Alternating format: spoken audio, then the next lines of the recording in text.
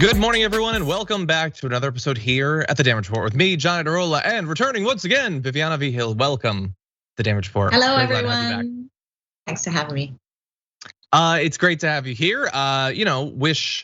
Wish it was all sunshine and flowers news for you, but unfortunately, it's not. It's been a bit of a rough period in terms of international news. Obviously, they're talking about the chaos in Afghanistan, which we'll be talking about in a moment. But I mean, that came after a couple of solid weeks of, it seemed like there were natural disasters hitting every corner of the earth, fires and floods and all of that. So it's been a bit of a rough period, but how have you been? I've been actually pretty good. It's been a little crazy here in Los Angeles with the numbers going up in COVID. I've had several friends vaccinated and not getting this Delta variant. Personally, I was vaccinated in early January. So I'm actually really interested in the booster shots when I can get it. Continuing to protect my family members. I have a 96-year-old grandmother. I have an 83-year-old father. So like, I'm a little bit concerned about those kinds of things. But other than that, things are going pretty well. I was telling you earlier before we went live about my dog saving me from a rat. He's almost 15, he's geriatric, but he's still got it. He's still got a few moves left. Okay, that's good. He's still got a few. You know what, speaking of dogs, I don't know if people can hear them. I can hear the two dogs that I have in the studio walking around. So perhaps at the end of the program, if we get enough likes on the stream, I will show you one or both dogs. But we also already know that I will never remember that. So I'm gonna put it on Sophie, the producer who's on right now. If she reminds me at the end of the show, I'll do that. If not, it's her. She hates dogs. Why? Maybe we'll do a poll eventually. But anyway, Thank you everybody for being here. I'm totally joking. She loves dogs. Anyway, thank you everybody for being here. We've got a lot of news planned for you over the next 90 minutes. And you know what's coming up after those 90 minutes? I know what you're thinking. Indisputable with Dr. Rashad Ritchie, and that is true. But also with me, I'll be joining him for Indisputable, so that should be a lot of fun.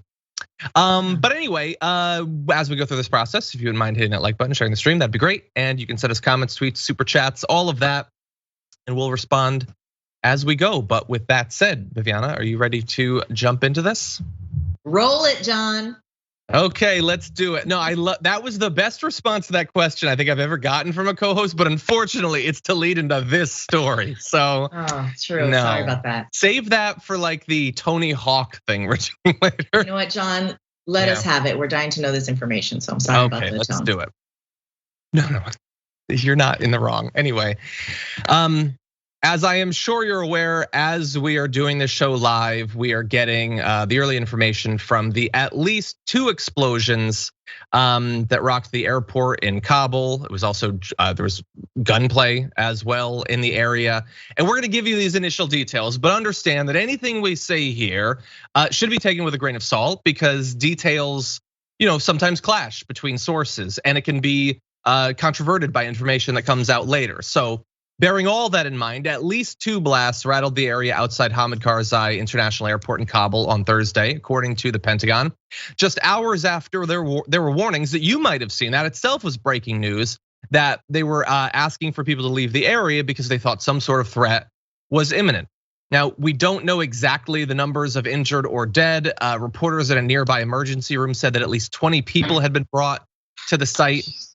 And so, as I said, this followed up warnings. The US Embassy in Kabul had advised citizens to avoid traveling to the airport and said those already at the gates should leave immediately, citing unspecified security threats. And a senior US official had warned last night, our time, of a specific incredible threat by an affiliate of the Islamic State Khorasan or ISIS-K against the airport. Despite such a specific warning, considering the crowds of literally thousands of people, if it was a suicide bomber, and we don't know for sure that it was, it is easy to understand how difficult it would be to actually find a person in all of that chaos. And it's a terrible situation because of course, they get the intelligence about a possible attack, Viviana, and they want to clear people out, but those people are terrified about not being able to get out of the country. They understand that there's only a few days left where the US is, as of right now at least, going to be involved in getting people out. They might worry that if they leave that area, they'll be more at risk of the Taliban doing something to them. But if they stay, something like this could happen, and indeed did. So Why don't we bring up this map as we talk a little bit more? You'll be able to see a bit of the geography of the area. But Viviana, bearing in mind that of course this just happened, what are your thoughts? I mean, immediately, my heart, it's horrific. My heart goes out to everyone who's affected by this. The fear alone, even if you weren't at the airport when this happened, just the fear alone of being in this kind of destabilized area. It's really just, and I know you've talked about it before, it's just like, this is what US imperialism does. I mean, this is what happens when we do not care about people of a country. We looked at the panic that set in here with people trying to buy toilet paper. I can't blame somebody for going to the airport. I can't blame somebody for saying, well, people left, people were flying out. You might have a chance. If you stay home, then that might be your last chance to get on that plane, especially knowing that the US is continuing to close everything down and ship out, literally. So I really, it's not an easy solution. This is something that was started by the Trump administration, and don't for 1 second think that they weren't handing this power to the Taliban. And you're talking about the pulling out there, yeah. Yeah, and Biden was saying that not that they're responsible for it, obviously, this explosion, but Biden is saying the buck stops here. But I feel like either side, blue and red, both have interest financially in this region. So whatever's happening is not by mistake. I just hope that Biden stays true to his word about the buck stopping there, and not with military support, but with the UN coming there for humanitarian aid. It's very sad to me when I see the ISIS-K soldiers. They're like 12 years old. They are so young. I don't know if you've seen any of the footage, John. I look at them and I'm just like, what is happening over here? These are young people fighting. I mean, they're following orders. We haven't seen what's really gonna play out here, and it's very, very upsetting. I was very upset to see that news this morning. We knew it was kind of coming though. Yeah, and look, we're saying that is who officials in the area are saying is responsible or is believed to be responsible, but we obviously have no idea, and I can't even assert to what extent the people relaying this information have any idea. It certainly seems credible, but it's not the only potential explanation for how this might have happened. I mean, the entire thing is madness. Whether it was them or whether it was the Taliban, like in theory, the people that are fleeing are the people who don't share your values anyway. The whole thing is just obvious madness. Any sort of mass casualty, incident like this is going to be.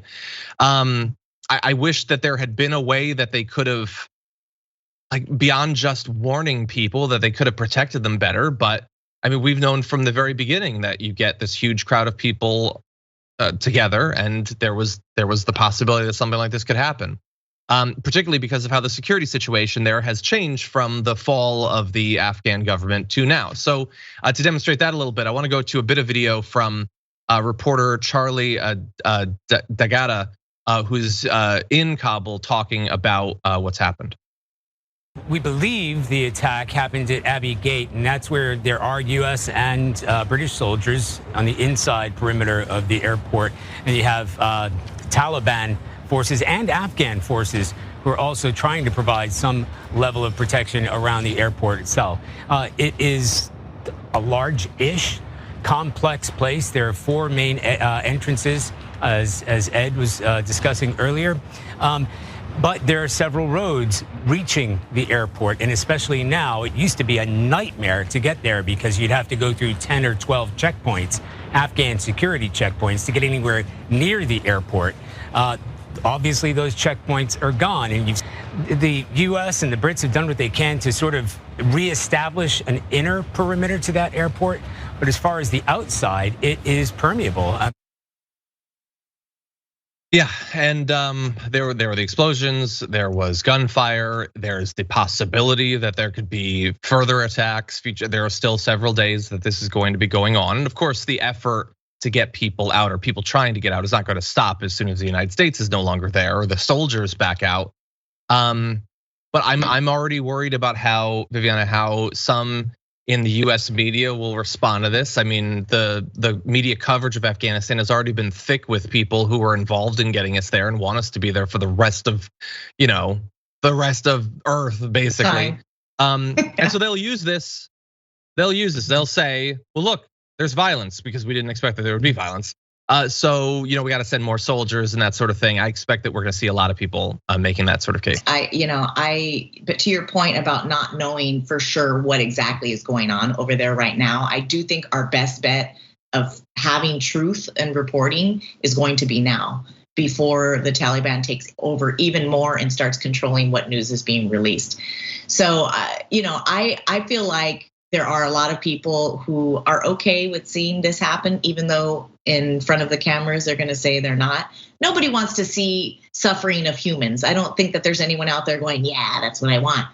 But I do think that they think it's a necessary evil, because when you practice US imperialism, you are okay with this kind of violence taking place because the end justifies the means. And it's really sad. We're going to see a lot more. Yeah. And the embassy, I feel like they might have known this was going to happen already. The embassy said just yesterday, get away from Abbey Road. If you're there now, get out of there. I mean, it was listed there on the warning, and I can't expect for people to have taken that, and just run with it, because what are your options? Especially you see there is some protection there. You see that there are some US forces still there. You see that there are Afghan forces, and you're hoping that that's going to protect you. I think there's more of this to come, and it's really horrific for the Afghanis. Well, and again, these numbers are going to change, and sometimes things get reported and are totally reversed. But originally I had seen that 3 US Marines had been injured. Now I'm reading in the Wall Street Journal that 4 US Marines had been killed. The Taliban had said 13 people, including a child, had been killed, including some of their own soldiers had been injured, which is one of the things that's leading people to believe that it's ISIS-K rather than Taliban, which seems to make sense. I don't think that's necessarily a lock, but so yeah, the death toll is going up every time we get more news out of this. But the Taliban is actually known for creating these offshoots, so this might be within their plan as well, to kind of create more instability and more. Well, look, we'll protect you from ISIS-K. We can do that. There's a lot going on here that we don't know yet. That's beyond my knowledge of the. Yeah, we don't know. That's the point. Mm-hmm. Yeah. Well, what we do know, at least going into all of this, and this is information coming from before the 2 attacks. Obviously, there are a few more days where they're going to be trying to get people out of Kabul. An estimate had been put together trying to figure out how many people, in theory, might have directly aided the US occupation that might now be vulnerable and need to get out. That's obviously not everyone who is vulnerable, but it's the definition most in the media and the government use. And so if you look at this, there's the current pace of the evacuation, and they believe that by the 31st, they'll have been able to get out 200,000 people potentially. As of like before this attack, we had gotten out 82,300, which is a lot of people, admittedly. Almost certainly this is going to slow down the pace, at least for the next day. And as I said, there's a possibility of more attacks. So that could result in tens of thousands, at least thousands of people not getting out that otherwise would. And they say 250,000 Afghans that might be eligible for US visas based on their history might still be there. And so only a small portion of the total amount have been evacuated, even if in absolute terms, it's a lot of people. I have confidence that all of the Americans will get out. I do not have confidence that all of the Afghanis that do want to leave are going to be able to. That process is notoriously difficult, and there's all kinds of red tape, like, oh, well, you didn't stamp this, so you don't have this one form. You're at the back of the line again. So I really hope that that's streamlined. If the buck stops here, Biden, then get these people out. The people that want to leave, they should be able to leave. Yeah. Well, look, our team is going to be watching for more updates on this, but we are going to go to our first break. We come back, we're going to be switching gears and talking a little bit about some of the continued fallout from January 6th. We'll have that for you after this.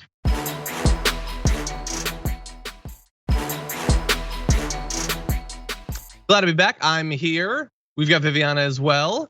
We got a lot to talk about, so why don't we jump into this? Since the beginning of this year, the right has wanted to know, who is it that shot Ashli Babbit? Well, apparently they're about to find out. The police officer who fatally shot Ashli Babbit, who took part in the pro-Trump invasion of the US Capitol, will reveal his identity for the first time in a televised interview set to air Thursday evening. So just later on today, the mystery will finally be solved. So if you're not familiar with this and why the right cares so much, let's go through the history. Babbit was part of a mob of Trump supporters who stormed the Capitol, tried to climb through an opening in a broken glass door outside the speaker's lobby, which leads to the House chamber. The officer who was inside the lobby drew his service pistol and shot Babbit once in the left shoulder, causing her to fall backward onto the floor. She was transported to Washington Hospital Center, where she died. And so she has been lifted up by the right as a martyr who was killed, like, depends on who you talk to and when, by a member of Pence's security detail or Antifa, or it was a false flag or whatever. Personally, I think the reality is dark enough that a member of the Capitol Police shot and killed someone. That seems bad without adding in, aliens and lizard people and stuff like that. But anyway, Viviana, he is going to have this interview. It's with Lester Holt, 6:30 p.m. Eastern time, set to air just 3 days after the US Capitol Police Department announced that it would not discipline the officer following an internal investigation. The DOJ also previously said it would not pursue criminal charges against the officer, who at that point their identity had not been disclosed. So we're gonna have an interview. There's no charges, at least as of right now. We'll talk about a few other potential cases, but what do you think about this decision? The decision to not charge him, or the decision for Lester Holt to interview him? I mean, I'm glad he didn't get charged. Yeah, I'm glad he didn't get charged. I think it's pretty expected that if you storm a government building, you're gonna probably get hurt in some way. I've said before that I think that this woman and many of the QAnon supporters that were there on January 6th are or were suffering from some sort of mental delusion, some sort of illness where they went along with this group ideology and putting themselves in danger. I mean, you have to really be kind of a little bit off to think that nothing's gonna happen to you when you do it, or unless they were fed information that we are still trying to find out. They were told that nothing would happen to them. The fact that Lester is going to be interviewing this officer, I think is interesting, because we don't hear interviews with officers who are involved in these kinds of fatal shootings all the time. So why this one in particular? I think it's also dangerous for the officer to come forward. So that's a concern for me as well.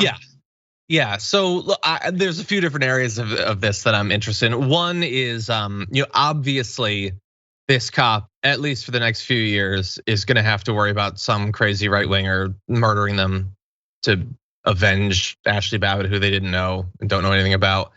And so the obvious follow-up question is, so why? Why come out and do this? Well, look, obviously there's potential that it's a money thing or whatever, but I also think it could be that if they have reason to believe that the identity is about to be revealed anyway, why not at least be the one to do it with an interview rather than just having it be, like the opening monologue on Tucker Carlson, or that once the actual commission, the hearings proceed in the House, that as a result of whatever, either just the normal process or right-wing representatives, they might reveal his name. So again, maybe it's like taking control of the timing and the narrative. But no matter what, like after this cop obviously is going to have security. Like, yeah, the right is out of their mind and is desperate to kill this person. And if they do, Trump is gonna put out some statement about how, people get mad, it's justified. Like I know, like it's such a dark time when it comes to political violence. So I don't know. It is. I think a lot of these Capitol Police officers have tried to come forward to sort of plead with the public, like, hey, especially these Blue Lives Matter people, like that's what you're all about, right? So they've come forward and been like, we were scared, we were this, and no one cared. Is this interview gonna make a difference for the extreme right? Are they gonna have sympathy for this man who took the life of a woman because he was doing his job? I don't like to see violence from police officers across the board, but there are some times when you can kind of understand how it happened. I think we'll be talking about a case situation later on where you don't understand. And so this is, I think it's important to talk about. I'm glad you're bringing it to light here on your show, John. I just hope there are some people listening who actually see that these cops were, not supported. These Capitol Police officers weren't given the proper support, the people behind them, the weaponry, whatever they needed to protect themselves. It was sort of taken away for some reason. We're gonna find out more, I'm sure, as time goes on. But And my condolences to those who knew Ashli Babbit. Honestly, I mean, I'm sure you guys are feeling her loss. She sounded like she was a really productive woman. She went down this QAnon pathway like many people have, and it has caused her a lot of pain and suffering. Obviously, it's cost her life, but a lot of pain and suffering for those around her. Yeah. And a lot of other people who have chosen this path are having all kinds of issues. They're really angry inside, and they're not finding that resolution. So let's hope they don't have another January 6th situation. Yeah, and I feel bad again, but I feel like Ashli Babbit didn't need to die, and she died because why? Because Newsmax wanted Mike Lindell to advertise pillows on there, and Tucker Carlson wanted to get you all worked up. It was a whole bunch of grift. They wanted views, they wanted money, so they drove people crazy to get it. I guarantee that Ashli Babbit was watching the uprising last summer and saying that those people should have been shot. I guarantee she was watching that footage of people just breaking windows of a Patagonia store and saying that they should be shot and they should be this and that. But she thinks, and others thought, that they would be totally fine to bust into the Capitol, being violent, holding weapons. I mean, with a plan like tactical gear. So there's a disconnect and we already know there's a major disconnect with these QAnon people. Yeah, and by the way, you mentioned this too. Like one of the reasons I don't like this interview is so far as I have seen with the limited information we have about the actual shooting, the cop doesn't appear to have done anything wrong. But that said, I have no interest in a primetime glorification of a cop killing someone. Our country already does way too much of that and assumes that they're always right and couldn't have done anything else. And so whether that might be accurate in this particular case or not, I do not want our country like all coming together and be like, yeah, sometimes cops have to kill people. Let's bear that in mind for next time. I'm not interested in that. And so I don't like any part of this. I don't like the threats that will come the cops' way. I'm not interested in the cops' identity. Ashli Babbit shouldn't have been there, and I don't like glorifying police violence. I agree 100%. Whatever. You're absolutely right. And I do think that there are things that they could have done they could have thrown tear gas, they could have done some stuff. I don't know what was going on in this officer's mind, but I don't think it needs to be glorified.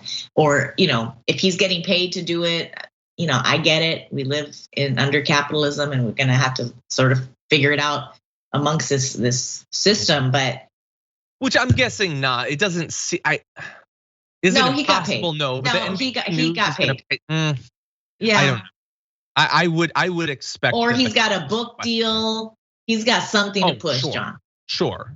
Yeah, that's a possibility. We didn't mention that. So his publisher was like, "Why don't you go on Lester Holt, and then people know who you are, and then they're gonna." That's true. Well, you only have to wait about 4 hours to find out, actually.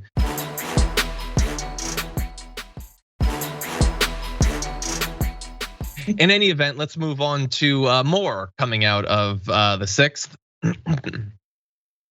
There have been attempts to get documentation that might show any potential connection between Donald Trump, other members of the White House, and those who eventually attacked the Capitol. But most recently, there has been a request for documents that's a bit broader. This is the select committee that's investigating the 6th. They're looking for any communication records between the administration of former President Donald Trump and an array of popular far-right influencers as well. So it's looking for, let's see, current and former administration and campaign officials like Trump, his children, Mike Pence, Roger Stone. It's doing this request at 8 separate government agencies: the National Archives, the Department of Defense, the Department of Homeland Security, the Federal Bureau of Investigations, as well as a whole bunch of intelligence agencies. And people, as broad as Enrico Tarrio, George Papadopoulos, other right-wing grifters who are involved in Stop the Steal. 9 months of records they're looking into, and this is both communication that might go into the planning of the rally or the march or whatever, as well as it says his mental stability of Donald Trump in the run-up to this. So they've got people in the QAnon movement, Michael Flynn. That's great. I'll have to fix that in a minute. God only knows why that happened.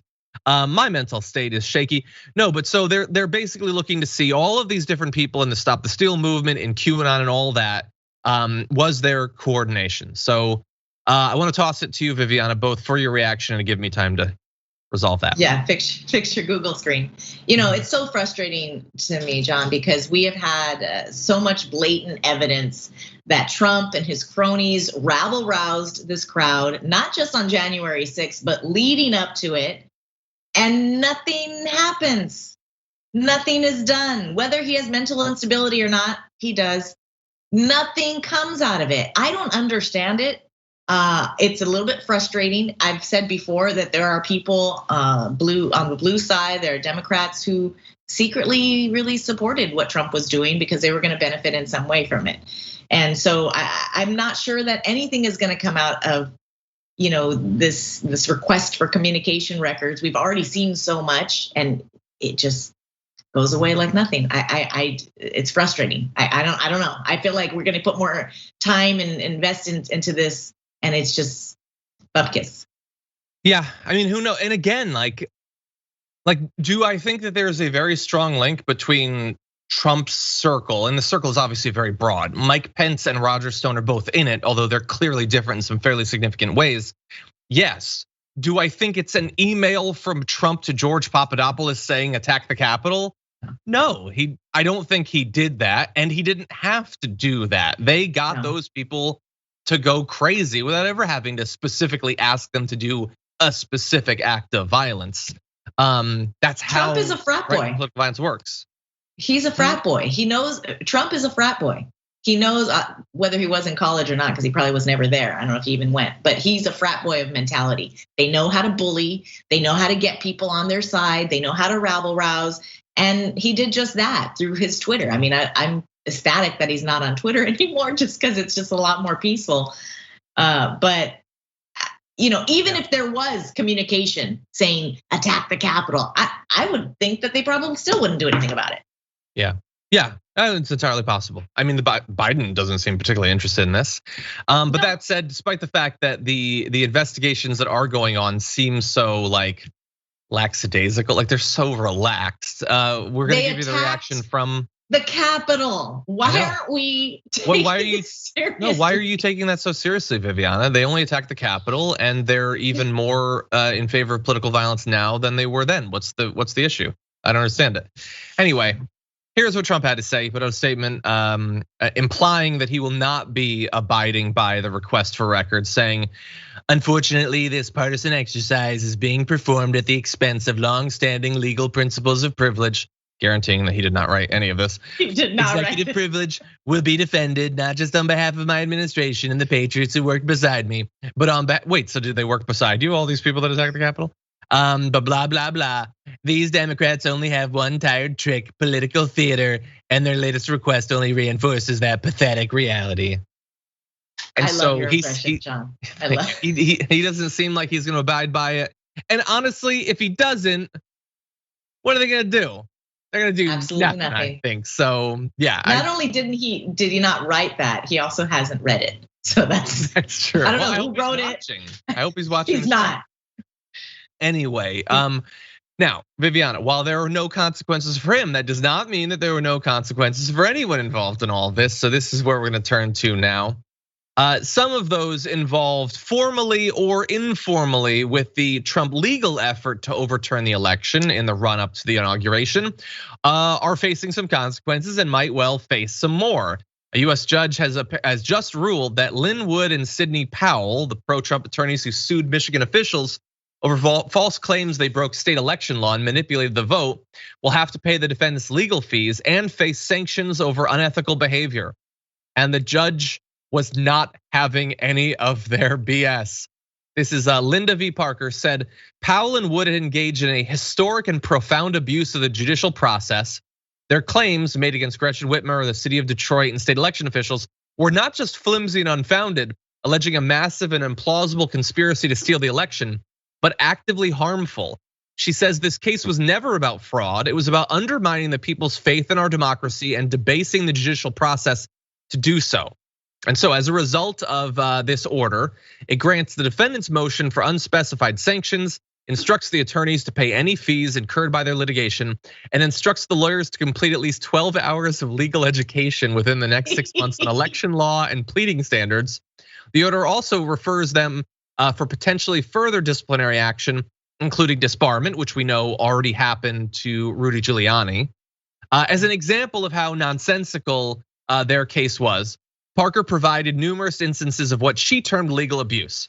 In one example, the lawyers claimed to have evidence that votes were changed by election workers.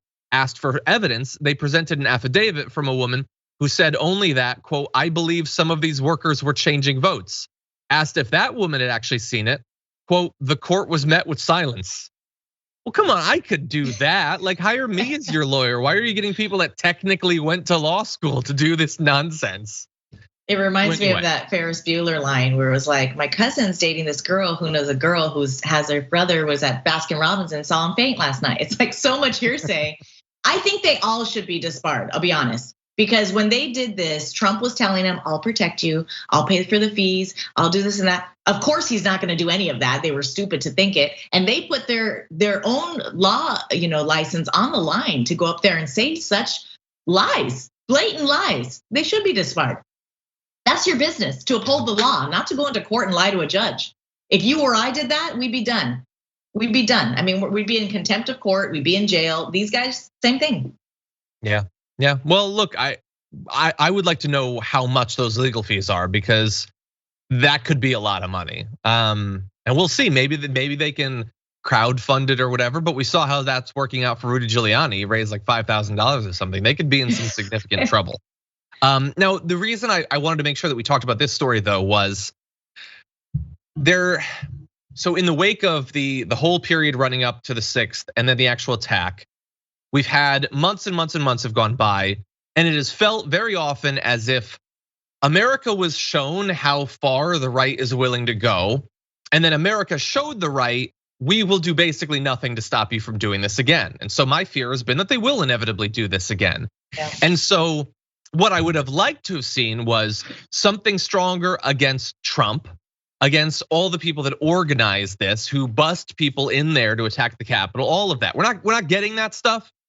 But if at least some of the legal challenges to the elections lead to people being fined for millions and losing their ability to practice law, maybe that will make those sorts of challenges a little bit less common in the wake of future elections. And so far, if that's all the consequences we have, at least we have that, I guess. It's sad though that these low-level people are gonna be the ones paying the price when they were doing it at the behest of others. That's true, yeah. Well, we keep trying to point out to these people that you can't trust Trump and you shouldn't do his dirty work because he's just gonna cast you aside. I guess why do I think that this would influence people? None of the other stuff has. No. Thank you for pointing that out. Well, what's sad is this is the whole point, is to create doubt, and it's created doubt on both sides. There really has. I hate to say both sides now because it has a negative feeling to it. But we know there's been evidence that the CIA and the FBI has uncovered that the Russians specifically have come. They want to create this doubt amongst the population here in the United States to not have faith in their own election, their own political system, and this is just continuing to play that out. And I don't think that's gonna stop. I mean, it's been happening, I think, as long as almost 10 years now that they've been really, and it's really gotten rooted with Facebook and all of that. And we keep going back and forth with the controls that Facebook's gonna be placing. But it's scary. It actually is scary, because once you start having doubt in your elections and those kinds of things, it gets to be a little bit anarchy in a country. You need to have some faith. You do. And we're losing, and sure, I'm sure that those efforts do continue. I don't know, maybe this is like a silver lining of all the nonsense on the right. Like, there ain't no way that Tucker Carlson's doing more damage to democracy, or that Russia is doing more damage than Tucker Carlson is doing. Like, every single day, the Fox News and Newsmax is causing people to turn against democracy. I disagree a little bit, actually. I mean, Tucker's doing a lot of damage, but he's really talking to one side. There's not a lot of Democrats tuning into to look at what he's saying. But the misinformation on social media is really heavy, and it's still going on. I mean, about COVID, about the vaccine, and this is the kind of stuff that's having an effect on people who wouldn't necessarily watch Tucker Carlson. Yeah. So that, to me, he's dangerous, but I think that the misinformation is even more dangerous. Okay. By the way, just want to throw out there, this news sort of broke right before the show, but in addition to all of this other stuff about the 6th, There are 7 officers from the US Capitol Police that are suing Donald Trump, Roger Stone, and members of far-right like extremist groups for saying that they conspired to accomplish the violence that was done against the Capitol Police on the 6th. We'll be finding out more details about those cases, and I'm sure covering them in the future. But understand that that's also another thread that will be going. Is that a civil suit? Oh, I will have to get back to you. It reminds me of OJ was acquitted or found not guilty. I forget which one it was, but there was a civil suit that he lost. Sure. And so it's interesting to see how that's going to play out, because they may be awarded damages from a civil suit, but yet no consequences for criminality on his part. So that's possible. We'll keep see. us posted, John. Look forward to. Yeah, we will. Okay, with that, we are going to take a break. When we come back, though, we're going to be checking in on the pandemic, how things are going in Florida. I think you could probably guess, but we'll be back in a few.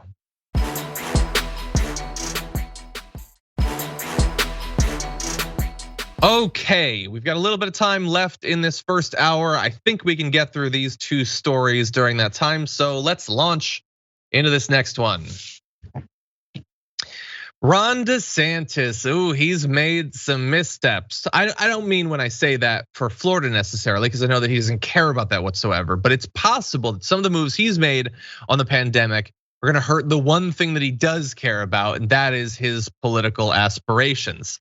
So let's jump into the damage that he's doing to both and how. So first of all, how did he do this? Well, earlier this year, Ron DeSantis signed a bill into law that banned local governments, including school districts, from issuing rules about masking, despite a recommendation from the CDC that every school in the nation require masking to prevent students and staff from contracting and spreading the deadly virus. After several school districts said that they would keep their masking rules in place, DeSantis threatened to withhold the pay of district officials in punishment for their defiance, even though they were acting in the interest of public health. Now, since then, the Biden administration has said that it will aid those districts by paying for any penalties DeSantis imposes on them. So that is a good move. But what you have basically is Ron DeSantis turning all of his attention to these antibody like treatment places he's setting up, which seems perfectly fine. But when you are a part of this right-wing movement that has decided that, appealing to your base by stopping localities from doing something about the pandemic, that's more important than saving people's lives, I'm gonna have a problem with it, especially when your state ends up doing so poorly. Now, how does this impact what he really cares about himself? Well, 59% of those in Florida surveyed said they want their current governor to sit out the next presidential contest, including 61% of independents.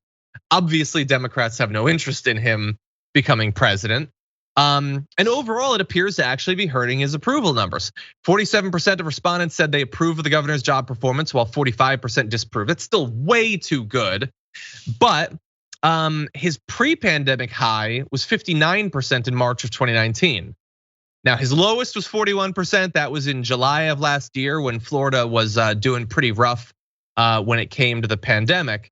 Right now, he's still a few points above that, but bear in mind that it is worse in Florida right now than it was at that peak back last year.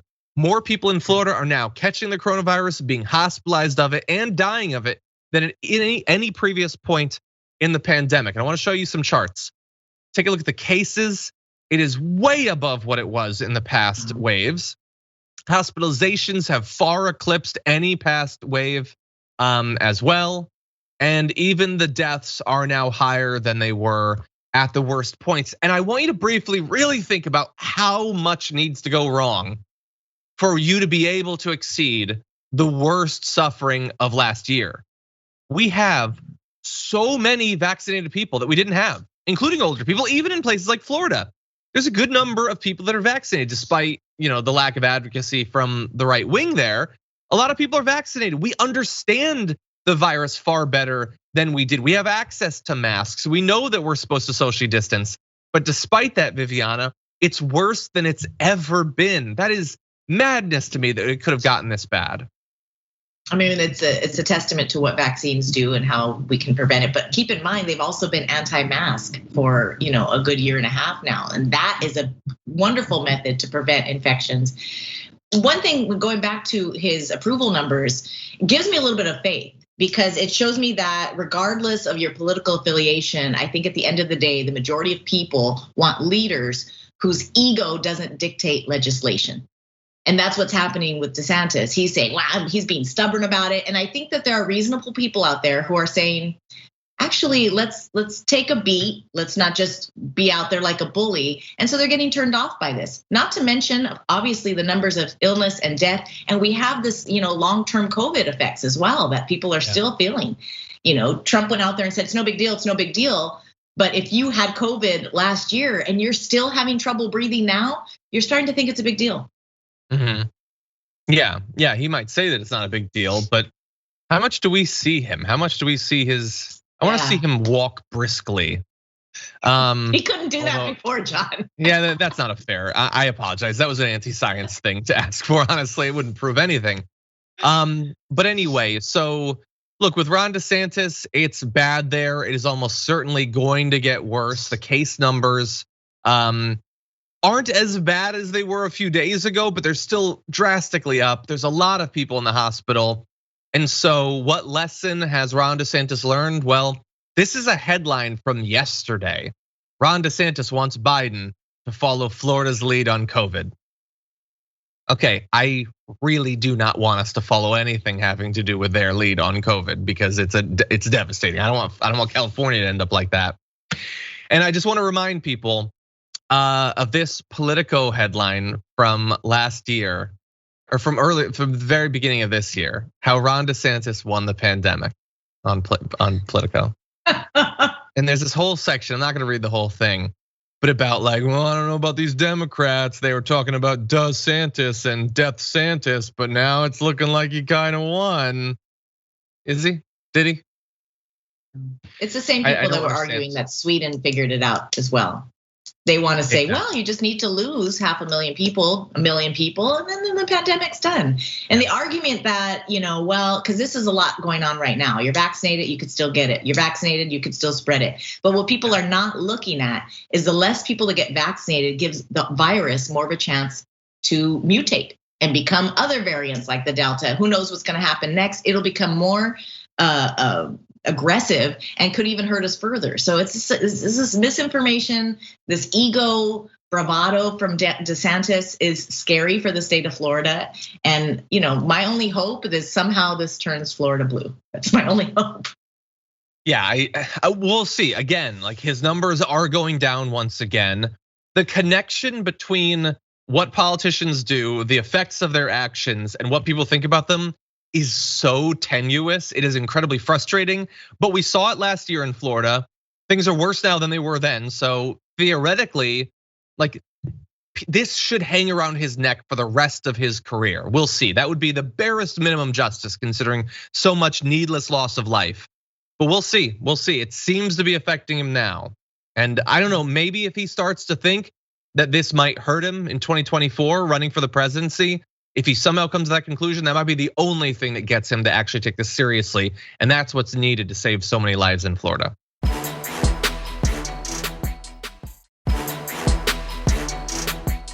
We are running low on time in this first hour, so we are gonna jump into a very different topic. As has become a real pattern now, graphic body camera footage that was held in secret for a couple of years is showing that a cop devastatingly beat someone. A black motorist attacked back in May 2019 that resulted in Aaron Larry Bowman having a broken jaw, 3 broken ribs, a broken wrist, a gash on his head that required 6 staples to close. Now, how bad was it? Like, you should know from that, the footage makes it very real. So we're gonna show you the footage, but understand there's a reason why they didn't want people to see this for so long. It is obviously very graphic, so consider yourself warned. But here is a bit of that footage from back in May 2019.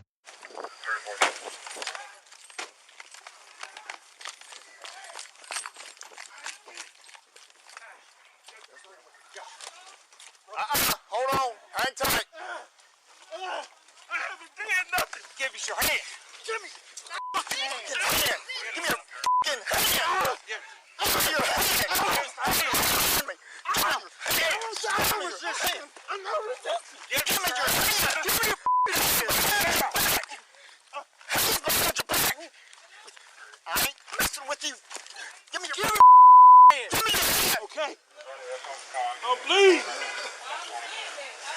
They hit me in the head with a flashlight. I haven't did nothing, man. I'm on dialysis, man. You hurt me. That is absolutely devastating to watch. The cop is Jacob Brown, jumped out of his car, ran over to Aaron Larry Bowman, who had already been restrained, and instantaneously began beating him with an 8-inch aluminum flashlight reinforced with a pointed end to shatter car glass. It says he hit him 18 times in 24 seconds, despite the fact multiple cops had already restrained him. This is a cop who, and we'll talk about his past before that, but this is a guy who was desperate for an opportunity to beat someone that was restrained. I think that's very clear from this footage. Viviana, what'd you think? That's the cop right there that you're seeing right now. It's horrific. I mean, it's upsetting to watch. I mean, the guy was just with a mag light. I mean, those things are heavy. Broke his arm, broke his wrist, gashed his head open. What's concerning to me is his justification for it, and even more concerning is how this was hidden for so long. This is what the problem is when we're talking about our current policing system and the qualified, immunity. We cannot be protecting them to this point where they're endangering the public. I don't care what this man did. There's a way to take people into custody without beating the holy life out of them. I mean, we've seen with these, young white gun massacre people that go to Burger King afterwards. We got to figure out another method here, people. This guy is a monster, this cop, Brown. Obviously, he knew he's a monster. He hid his behavior. I mean, this is criminal. Will we see these criminal charges? I hope so. Well, look, the defense attorney for Bowman, the victim here, was told initially there was no body camera video. Isn't it great that you just, whoops, I goofed. How do you not go to, you're going to jail for that. Like, honestly, the people who destroy the footage, who hide the footage, like, they're gonna keep doing that until there are consequences for it, and there's seemingly no consequences for it. So everything that you saw there is devastating. We have some more context about that particular area, as well as his past. So you might recall a video of Ronald Green. We showed this footage a couple of months ago. It was another black motorist who was dragged from his car and beaten. The family was lied to, said that he got the injuries from a car crash, which did not happen. They were 3 weeks apart in the same area. So to give you an idea of the cops in this area. Brown in particular, let's see, not only failed to report his use of force, but mislabeled his footage as a citizen encounter. He had 23 use of force incidents dating to 2015. So in a 4-year period, 23 use of force incidents, 19 of them targeting black people, just coincidentally. So here's a hypothetical for you, America.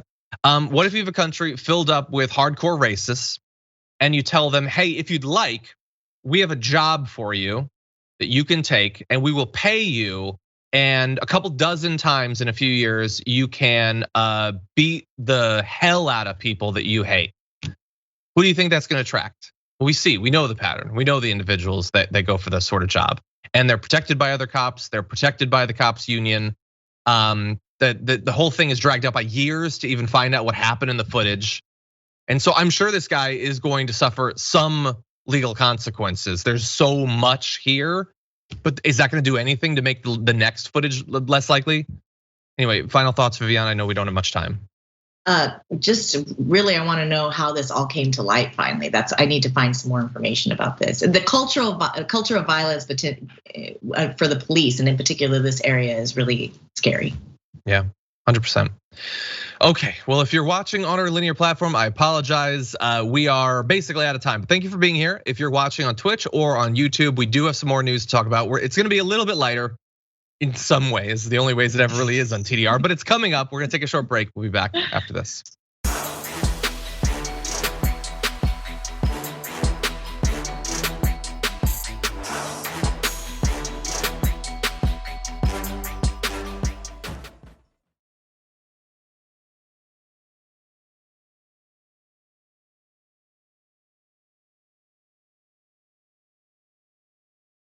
Thanks for listening to the full episode of The Damage Report. Support our work, listen ad-free, access members-only bonus content, and more by subscribing to Apple Podcasts at apple.co/TYT. I'm your host, John Adarola. I'll see you soon.